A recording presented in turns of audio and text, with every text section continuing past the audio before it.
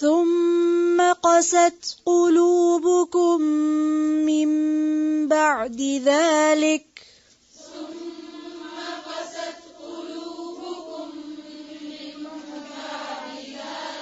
دیکھ کر پڑھیں اور ایک ایک حرف جو آپ کے منہ سے ادا ہو رہا ہے وہ شعوری طور پر ادا کریں. صرف ایسے نہیں کہ بس پڑھتے جائیں، کوشش کریں کہ ایک ایک حرف اس طرح سے ادا ہو جو آپ بیسٹ ادا کر سکتے ہیں. ٹھیک ہے، پھر سے پڑھیں.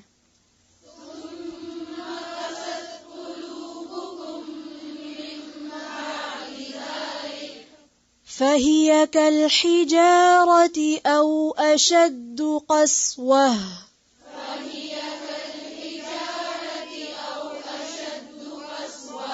فهي كالحجارة أو أشد قسوة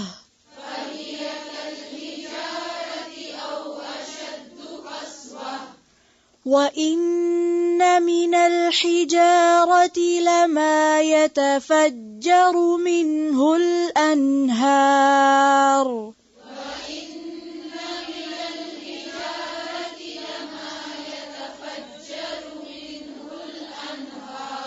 يتفجر را پہ کیا ہے؟ لمبا کھینچیں گے؟ پھر نہیں کھینچیں. پھر سے پڑھیں. وَإِنَّ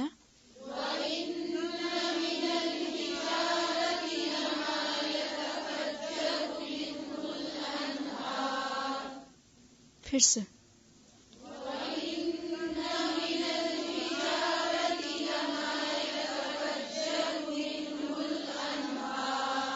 لما يتفجر منه الأنهار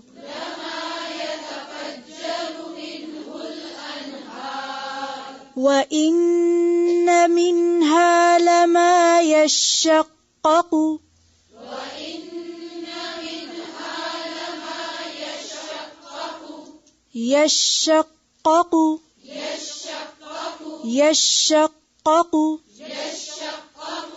وَإِنَّ مِنْهَا لَمَا يَشَّقَّقُ فَيَخْرُجُ مِنْهُ الْمَاءُ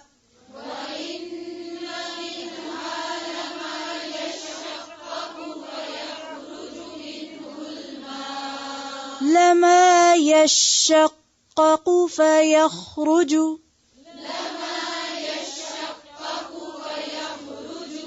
غور سے سنیں. یشقق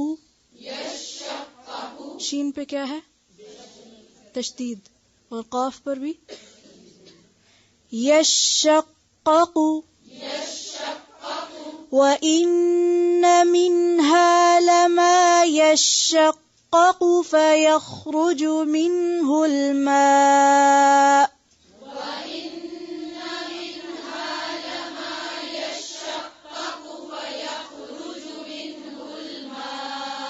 جی. اب یشقق دوسرا والا جو قاف ہے اس پہ پیش ہے تو اس کو یشقق لمبا نہیں کریں. پھر سے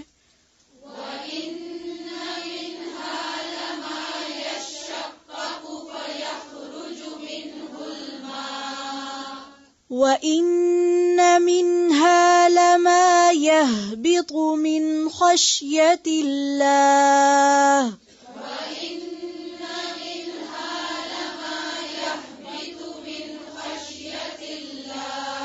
پھر سے پڑھیں. زیر زبر کا خیال رکھیں.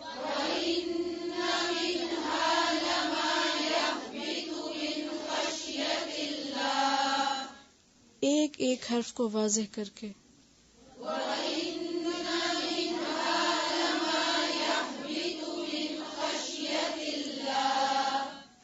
من خشیت اللہ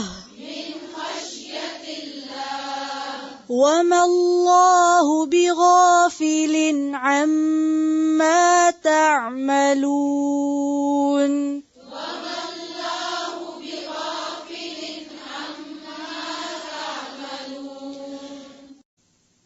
ثم پھر قصد سخت ہو گئے. قصد کا روٹ قاف سین واو. قسوہ سنگ دل ہونے کو کہتے ہیں، دل کی سختی کے لیے، رحم کے جذبات سے عاری ہونا، خشک ہونے کے لیے بھی. ثم قست قلوبکم، قلوب قلب کی جمع یعنی تمہارے دل. کس کی طرف اشارہ؟ تمہارے سے مراد کون ہے یہاں؟ بنی اسرائیل. شابش. من بعد ذالک، اس کے بعد. کس کے بعد؟ اس میں کس کی طرف اشارہ ہے؟ پیچھے جو واقعہ گزرا کہ انہوں نے اتنی ہی حجت کے بعد گائے ذبح کی اور وہ سمجھ رہے تھے کہ گائے ذبح کر دی تو معلوم نہیں کیا قیامت آ جائے گی، کیونکہ ان کے نزدیک تو الہ کا درجہ حاصل کیے ہوئے تھی. جیسا کہ آپ جانتے کہ سامری نے بچڑا بنایا تھا تو وہ بھی پوجنے کے لیے بنایا تھا، وہ تو ان کے الہ کے مقام پہ تھی. اسی لیے جب حضرت موسیٰ علیہ السلام نے کہا کہ گائے ذبح کرو تو انہوں نے کہا کیا تم ہمارا مذاق کرتے ہو ہم سے، یعنی ہم اپنے الہ کو ذبح کر دیں؟ تو جب انہوں نے دیکھا اتنی بڑی نشانی، اتنا بڑا معجزہ دیکھ لیا من بعد ذالک، اور پھر بھی حق کو قبول نہ کیا، پھر بھی اللہ کی بات ماننے کو تیار نہ ہوئے، تو پھر کیا ہوا؟ دل سخت ہو گئے. اب میں آپ سے پوچھوں گی کہ دل کب سخت ہوتے ہیں تو پھر آپ بیٹھ جائیں گے کہ کیسے سخت ہوتے ہیں. یہی لکھا ہوا ہے من بعد ذالک. تو آپ کی توجہ من بعد ذالک کے اوپر رہنی چاہیے. اس طرح کی باتوں کو یعنی حق کو اتنا قریب سے دیکھ کے نہ پہچان کے نہ ماننا. شروع میں بات ہوئی تھی کہ جب کسی عضو سے کام نہیں لیا جاتا، مثلا آپ ہاتھ سے کام نہیں لیتے تو کیا ہوتا ہے؟ بازو سے کام نہ لیں تو شل ہو جائے گا، ناکارہ ہو جائے گا. اسی طرح اگر دل سے بھی کام نہ لیا جائے، دل کا کام کیا ہے؟ محسوس کرنا. محسوس کرنا. تو اگر کسی کا دل محسوس ہی نہیں کرتا، احساس نہیں اس میں، تو وہ دل کیسا ہے؟ بے حس دل ہے نا. یعنی اس کے سامنے اتنا کچھ ہو رہا ہے اور اس کو کوئی اثر ہی نہیں. اس کے کان میں جوں نہیں رونگتی، کوئی اس کے سامنے روئے پیٹے چیخے چلائے، اثر ہی نہیں. تو جس شخص کے دل پر کوئی اثر نہ ہو، اس شخص کا دل کیا ہوتا ہے؟ سخت. ایسا شخص، اس کو کیا کہتے ہیں؟ سنگ دل. سنگ کس کو کہتے ہیں؟ پتھر کے دل والا. اسی لیے اللہ تعالیٰ کیا فرماتا ہے؟ فَهِيَ كَالْحِجَارَةِ. تو ان کے دل کیسے ہو گئے؟ جیسے دل نہ ہو، پتھر ہو، اندر پتھر ہو گئے. او اشد، یا زیادہ شدید، زیادہ سخت، قسوتاً سختی میں، اور بھی زیادہ سخت. پتھر سے سخت کیا چیز ہوتی ہے؟ میں یہی پوچھ رہی ہوں کہ پتھر سے سخت کیا چیز ہوتی ہے، تو کہتی ہیں ڈائمنڈ ہوتا ہے. ڈائمنڈ بھی کیا ہوتا ہے؟ یہ پتھر کی ایک قسم ہوتی ہے. لوہا تو آگ میں پگھل جاتا ہے، اور لوہا کہاں پایا جاتا ہے؟ پتھروں کے اندر ہی پایا جاتا ہے نا. ایسے لوگوں کے دل، بے حس لوگوں کے دل پتھر سے بھی سخت ہوتے ہیں. ایکچولی پتھر لوہے سے زیادہ سخت ہوتا ہے. بظاہر دیکھنے میں لگتا ہے لوہا سخت ہے، لیکن لوہے کو آگ میں ڈالیں تو کیا ہوتا ہے؟ لیکن پتھر کو آگ میں ڈالیں پگھلے گا نہیں، جل جائے گا، انگارہ بن جائے گا، لیکن پگھلے گا نہیں. فَهِيَ كَالْحِجَارَةِ أَوْ أَشَدُّ قَسْوَةً. وَإِنَّ، اور بے شک، مِنَ الْحِجَارَةِ، پتھروں میں سے. حجارہ جو یہ حجر سے ہے، حجر اسود جو ہے نا، ہے جیم رے. لما، البتہ جو، یتفجر، کیا روٹ ہے اس کا؟ فے جیم رے، فجر سے. کیا معنی ہوتا ہے فجر؟ پھٹنا. کیسا پھٹنا؟ وسیع پیمانے پہ پھٹنا، جیسے صبح فجر میں اندھیرا اور روشنی الگ الگ ہوتے ہیں. یتفجر، اس کا مطلب صرف یہ نہیں کہ فوارہ نکل آنا، اس کا مطلب یہ ہے کہ پھر پھیلتے چلے جانا. یعنی پتھروں میں سے بعض پھٹتے ہیں تو اس میں سے پانی نکلتا ہے، اور وہ پانی دور تک جاتا جاتا ہے، اور اس سے منہ الانہار، نہریں بن جاتی ہیں.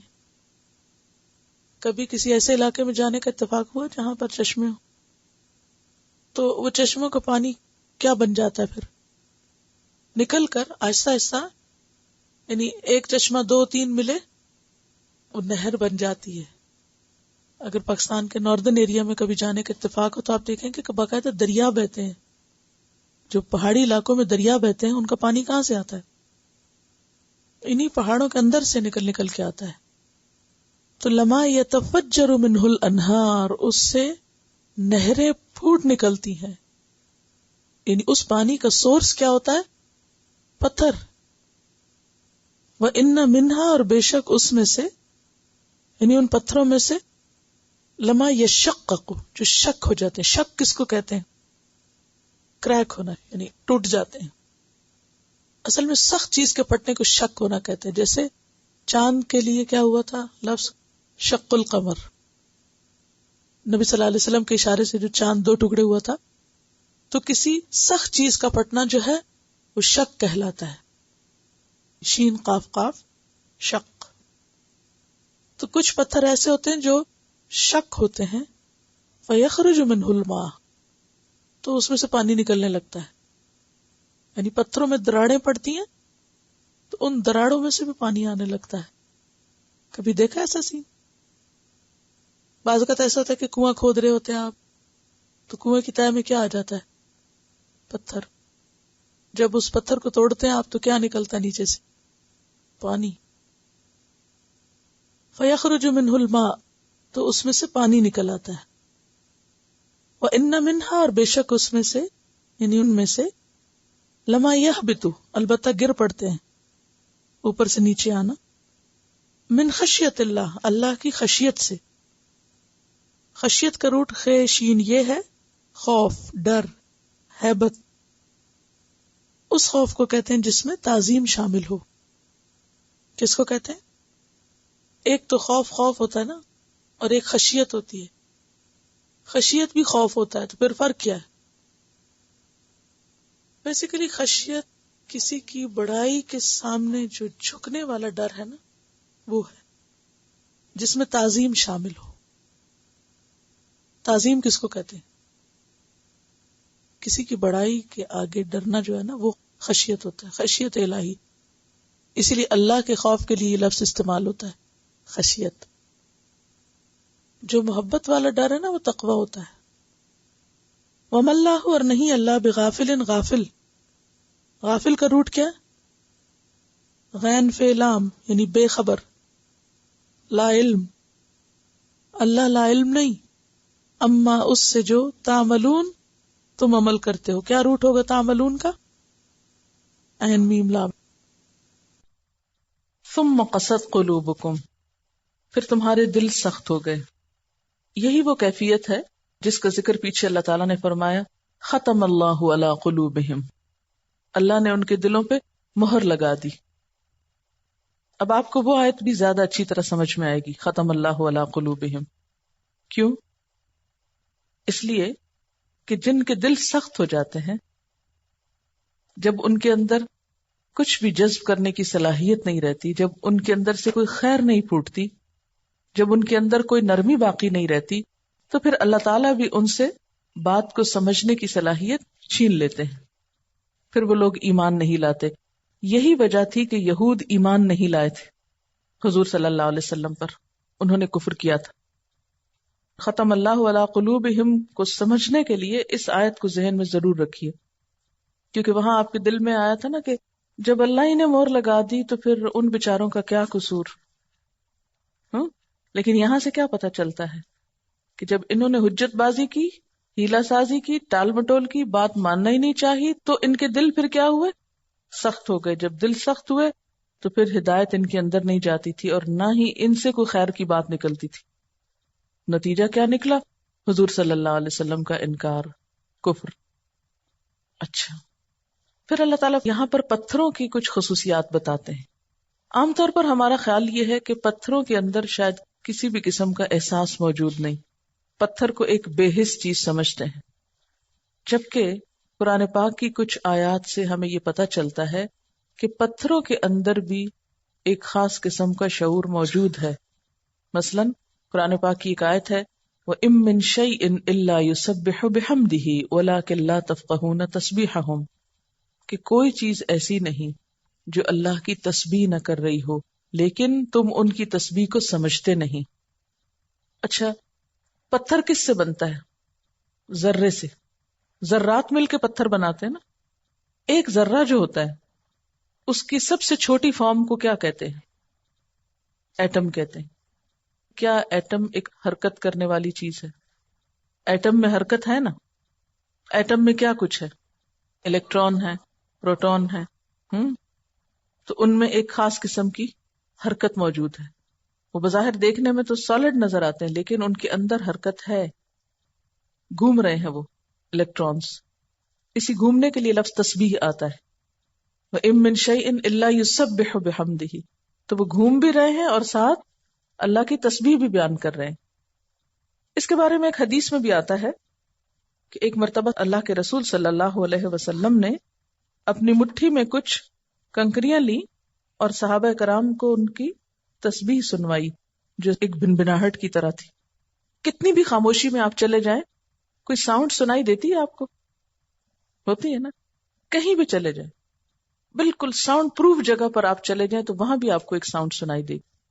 تو پھر وہ کس چیز کی ساؤنڈ ہوتی؟ بہرحال فضا کے اندر، کائنات کے اندر ساؤنڈ بھی سنائی دیتی ہے، انتہائی خاموشی میں بھی. ہم ان چیزوں کی حقیقت کو نہیں جانتے، ہم محسوس کرتے ہیں مگر ہمیں نہیں معلوم کہ یہ سب ہو کیا رہا ہے. مگر اللہ تعالیٰ کیا فرماتے ہیں؟ ہر چیز اس کی تسبیح کر رہی. ہو سکتا ہے جہری طور پر نہ بھی ہو تو سری طور پر. سائنٹیفک ریسرچ سے بھی یہ بات پتہ چلتی ہے کہ پتھروں کے اندر بھی کیا ہے؟ اسٹیشنری موومنٹ ہے، یعنی ادھر ادھر نہیں جاتے لیکن اپنی ہی جگہ پر ایک حرکت موجود ہے. ایک اور روایت میں آتا ہے کہ نبی صلی اللہ علیہ وسلم ایک مرتبہ ایک پہاڑ پر تھے، سبیر نام کے. اس نے آپ کو کہا کہ مجھ پر سے اتر جاؤ، مجھے ڈر ہے کہ میری پیٹھ پر یہ آپ کو قتل نہ کر دیں تو اللہ تعالیٰ مجھے عذاب نہ دے. اور پیچھے آپ نے پڑھا تھا نا کہ پتھر بھی جلیں گے انسان کے ساتھ. پھر اسی طرح ہم دیکھتے ہیں کہ آپ صلی اللہ علیہ وسلم نے یہ بھی فرمایا، جو شخص حق کے ساتھ حجر اسود کو بوسہ دے گا قیامت کے دن حجر اسود اس کے ایمان کی گواہی دے گا. ایک اور روایت میں آتا ہے کہ حجر اسود کو قیامت کے دن 2 آنکھیں ملیں گی اور وہ ہر اس شخص کو پہچان لے گا جس نے اس کو حق کے ساتھ بوسہ دیا ہوگا اور وہ اس کے حق میں گواہی دے گا. پھر اسی طرح ہم دیکھتے ہیں کہ کچھ اور چیزوں کے اندر بھی احساسات ہوتے ہیں. مثلا آپ صلی اللہ علیہ وسلم جب مدینہ میں تشریف لے گئے تو مسجد نبوی میں اس وقت ممبر نہیں تھا، کروسٹرم نہیں تھا جس پر آپ خطبہ دیتے، تو درخت کے تنے کو کاٹ کر بطور ممبر یوز کیا جاتا تھا. پھر اس کے بعد آپ صلی اللہ علیہ وسلم نے ممبر بنانے کے لیے حکم دیا. تو آپ کو معلوم ہے یہ سعادت کس کے ہاتھ میں آئی تھی؟ ایک خاتون نے آگے بڑھ کر آپ کے حکم کی تعمیل کی اور اپنے بیٹے کو جنگل میں بھیجا کہ جاؤ لکڑی کاٹو اور نبی صلی اللہ علیہ وسلم کے لیے ممبر تیار کرو. بہرحال جب وہ ممبر بن کر آیا اور آپ صلی اللہ علیہ وسلم نے اس درخت کے تنے کو چھوڑ دیا تو اس تنے سے آوازیں نکلنے لگی اور وہ رو رہا تھا اور ہچکیاں لے رہا تھا. حدیث کی کتاب میں آتا ہے یا انو انینن، آہیں بھر رہا تھا کہ اب اللہ کے رسول صلی اللہ علیہ وسلم میرے پاس کھڑے ہو کر اللہ کا کلام نہیں پڑھیں گے، اس ممبر کے پاس جا رہے ہیں. تو وہ جگہیں جن پر بیٹھ کر، جہاں پر رہ کر ہم اللہ کی عبادت کرتے ہیں، جہاں اللہ کا ذکر بلند ہوتا ہے، جس زمین پر سجدے ہوتے ہیں، یہ ساری چیزیں قیامت کے دن ہمارے حق میں یا خلاف گواہی دیں گی. وہ بولیں گی یا اللہ اس نے میرے پاس بیٹھ کر یہ غلط کام کیا تھا یا اچھا کام کیا تھا، کیونکہ ہر چیز اپنے اندر وہ سب تصویریں لے رہی ہے ہماری، جو کچھ ہم کر رہے ہیں. اسی طرح یعنی نہ صرف یہ کہ چیزوں کی گواہی بلکہ زمین کی گواہی. یومئذ تحدث اخبارہا، جس دن زمین اپنی خبریں بیان کرنے لگے گی کہ میری پیٹھ پر کیا کچھ ہوا. زمین بولنے لگے گی کہاں کہاں کوئی چل کے گیا، اس پر اچھل کود رہے تھے یا اس پر کچھ اچھے کام کر رہے تھے، یہ زمین کی بھی خبریں ہوں گی. پھر اسی طرح آل فرعون کے بارے میں آتا ہے کہ جب وہ پانی میں ڈوب گئے فما بکت علیہم السماء والارض، کہ ان پر نہ آسمان رویا اور نہ زمین روئی. لیکن ایک نیک شخص کے دنیا سے جانے پر زمین آسمان بھی روتے ہیں کہ اللہ کا ایک نیک بندہ یہاں سے رخصت ہو گیا. تو اب ہم سب کو سوچنا چاہیے کہ ہم کن لوگوں میں سے ہیں کہ جن کے جانے پر اس دنیا سے لوگ شکر کا کلمہ پڑھیں گے کہ شکر ہے بلا سے جان چھوٹی، یا یہ کہ لوگ روئیں گے، اور صرف لوگ نہیں بلکہ یہ زمین یا آسمان، یہ سب چیزیں ہمارے بارے میں کیا گواہی دیں گے. ہم سب کو اس کے بارے میں کانشیس ہونا چاہیے، کیونکہ ہم عموماً نیک بنتے ہیں صرف لوگوں کے سامنے. تنہائی میں شیطان سے بھی بسا اوقات لوگ برے کام کرتے ہیں، شیطان کو بھی پیچھے چھوڑ جائیں برائیوں میں، اور لوگوں کے سامنے شرافت کا مظاہرہ. لیکن یاد رکھیے کہ ہم میں سے کوئی کہیں بھی چھپ چھپا کے بھی بچ نہیں سکتا. آس پاس کی ساری چیزیں اس کا حساب لے رہی ہوتی، اس کی گواہی دے رہی ہوتی. سب چیزوں کو اللہ نے آنکھیں دے رکھی، دیکھو ان کو، پھر قیامت کے دن بتانا ہے انہیں کیا کر کے آئے.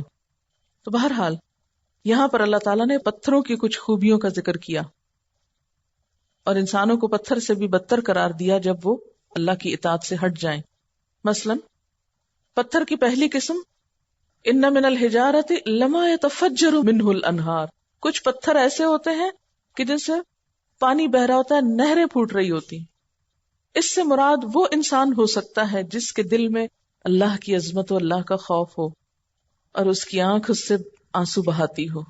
یہ ایک نیک انسان کی مثال ہے. یہ تفجر بڑے پیمانے پہ کسی چیز کا نکلنا ہوتا ہے نا، جس کے اندر سے خیر ہی خیر پھوٹتی ہے. یعنی بعض لوگ دیکھنے میں بہت فرم ہوتے ہیں، بہت سٹیبل ہوتے ہیں، لیکن ان کے اندر سے خوب خیر پھوٹتی. رزم حق و باطل ہو تو فولاد ہے مومن. یعنی مومن اپنے ایمان کی وجہ سے فولادی ہو سکتا ہے، مضبوط ہو سکتا ہے، لیکن اس کا دل نرم ہوتا ہے، بہتا ہے، روتا ہے. وہ کسی کو دکھ نہیں دے سکتا، کسی کو پریشان نہیں کرتا، اور کسی کی پریشانی دیکھ کر اس کا دل نرم ہو جاتا ہے. اچھا، کچھ دوسری قسم کے پتھر ہوتے ہیں. وَإِنَّ مِنْهَا لَمَا يَشَّقَّقُ. بظاہر خشک چٹان ہے، بظاہر خدا سے دور ہے، لیکن کوئی ایسا حادثہ ہوتا ہے زندگی میں، کوئی ایسا ایکسیڈنٹ ہوتا ہے، کوئی ایسا واقعہ پیش آتا ہے کہ اس انسان کا دل پھٹ جاتا ہے اور وہ بھی اللہ کے آگے جھک جاتا ہے. بعض لوگوں کو آپ نے دیکھا نا کہ وہ ان کو لگتا ہے بے پرواہ قسم کے لوگ ہیں، ان کے دل میں کچھ خدا کا خوف نہیں، کچھ نہیں، بس جی رہے ہیں ایسے ہی. ان کو دین سے کوئی تعلق نہیں، کوئی محبت نہیں، دور دور ہیں دین سے، لیکن اندر ان کے ایک خیر ہوتی ہے دل میں، اس کو کہیں نکلنے کا موقع نہیں مل رہا ہوتا. اچانک کیا ہوتا ہے، زندگی میں کوئی حادثہ ہو جاتا ہے، مثلا خدا نخواستہ کسی کا کوئی بچہ فوت ہو گیا، یا ڈیورس ہو گئی، یا کوئی اور مصیبت آ گئی. ایسے واقعات ان لوگوں کی زندگی میں ایک زلزلے کا کام دیتے ہیں. جیسے زلزلہ آتا ہے نا تو پھر کیا ہوتا ہے کہ پتھر پھٹتے ہیں، یا زمین شک ہوتی ہے نا، کریکس آتے ہیں. تو حالات کے زلزلے نے ان کے اندر شک پیدا کر دیا، یعنی اندر پھٹ گیا ان کو ہوش آ گئی کہ ہم کیا کر رہے تھے، یہ زندگی کیا ہے، اس کی حقیقت کیا ہے. اور ان کے اندر سے بھی پانی، یعنی ان کی خیر نکلنے لگتی، بہنے لگتی. اور وہ پہلے دین سے دور ہوتے ہیں، اب وہ دین کے شیدائی ہو جاتے ہیں. پہلے خدا سے غافل ہوتے ہیں، اب وہ خدا کے خوف سے روتے ہیں. ان کی ذات سے بھی خیر اور بھلائی نکل آئی. کچھ ایسے ہوتے ہیں کہ جو اللہ کے خوف سے گر پڑتے ہیں. یہ تیسری قسم ہے انسانوں کی. وہ کیسے کہ مثلا کسی انسان کے مقابلے میں وہ بہت سخت دل ہوتے ہیں. کسی انسان سے جب واسطہ پڑتا ہے تو بہت سٹبن ہوتے ہیں، لیکن جب اللہ کا حکم سنتے ہیں تو نرم ہو جاتے ہیں، گر پڑتے ہیں، سرنڈر کر دیتے ہیں. یعنی ویسے وہ مان کے نہیں دیتے بات، ہم کسی کی کیوں مانیں، لیکن جو ہی انہیں پتا چلتا ہے کہ یہی بات اللہ کا حکم ہے، وہ کہتے ہیں آمنا و صدقنا، بس ختم، ہم مان گئے، ہم نے تسلیم کر لیا، ہم جھک گئے.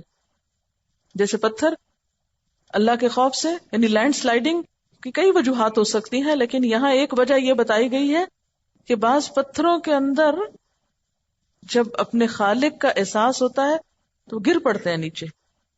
اسی طرح بعض انسان بظاہر پتھر کی طرح ہوتے ہیں، جو ہی اللہ تعالی کا حکم سنتے ہیں سجدے میں گر جاتے ہیں. حق سامنے آتا ہے، خیر سامنے آتی، فوراً قبول کر لیتے ہیں، پھر ضد کا شکار نہیں ہوتے. لیکن اس کے علاوہ باقی لوگ جن کو نہ کوئی حادثہ ہلا سکے، نہ اللہ کا حکم ان کو جگا سکے، اور نہ ہی ان کے دل میں کوئی خدا کا خوف ہے، وہ پھر اشد من الحجارہ، وہ پتھروں سے بھی گئے گزرے اور زیادہ سخت ہے. لیکن ایسے لوگ یہ یاد رکھیں وَمَا اللَّهُ بِغَافِلٍ عَمَّا تَعْمَلُونَ، اللہ اس سے غافل نہیں ہے جو کچھ تم عمل کر رہے ہو.